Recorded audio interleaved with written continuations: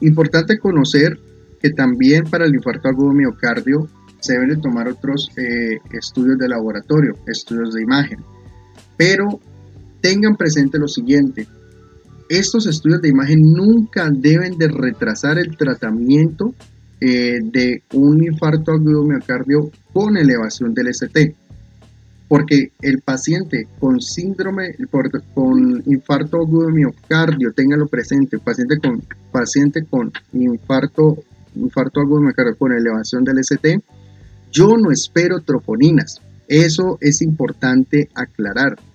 Yo, el paciente que yo me encuentre en un centro médico, me llega con dolor torácico y me llega con elevación y al momento de la toma del electrocardiograma me aparece como aumento del segmento ST, inmediatamente yo hago diagnóstico de infarto agudo de miocardio hasta que se demuestre lo contrario.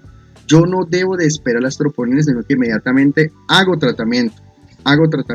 Es el único síndrome coronario que no necesita toma de troponinas para confirmar diagnóstico. Estos exámenes se realizan una vez cuando ya el paciente se encuentra estable, cuando yo necesito descartar de una forma, pero en en infarto agudo de miocardio con elevación de ST, esos exámenes no son prioritarios, pero es importante conocer. La radiografía de tórax me puede a mí visualizar edema pulmonar, vascularización pulmonar prominente, grados de congestión, en caso que el paciente llegue a una insuficiencia cardíaca y me llegue a un edema pulmonar, y para hacer diferenciales, pero no debe de retrasar nunca el tratamiento,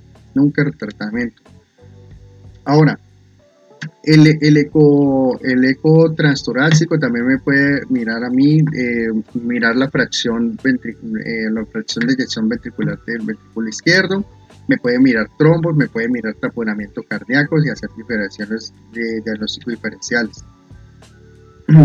La cardioresonancia me permite una localización mucho más precisa y mucho más determinación para encontrar infartos de miocardio cuando son difíciles de realizar diagnóstico, y en especial cuando la circulación es microvascular, porque muchas veces la coronario,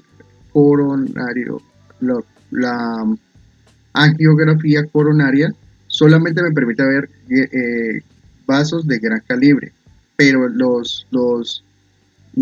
la microvasculatura no permite realizarla. Entonces para eso yo hago estudios, pero eso, recuerden, no son de primera opción, se hace ya cuando ya hago una estabilización del paciente y haya realizado el abordaje.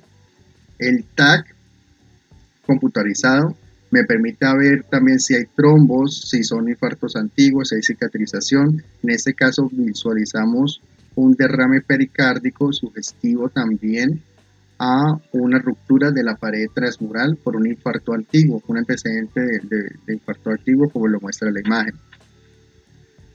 Ahora, tengan presente que un paciente con un síndrome coronario agudo con elevación del ST, no debo de esperar la toma de troponinas. Inmediatamente hago diagnóstico e inicio tratamiento. Es el único síndrome coronario que no necesita el resultado de troponinas para hacer diagnóstico. Se hace diagnóstico con la clínica y con el electrocardiograma, y debo iniciar directamente el abordaje.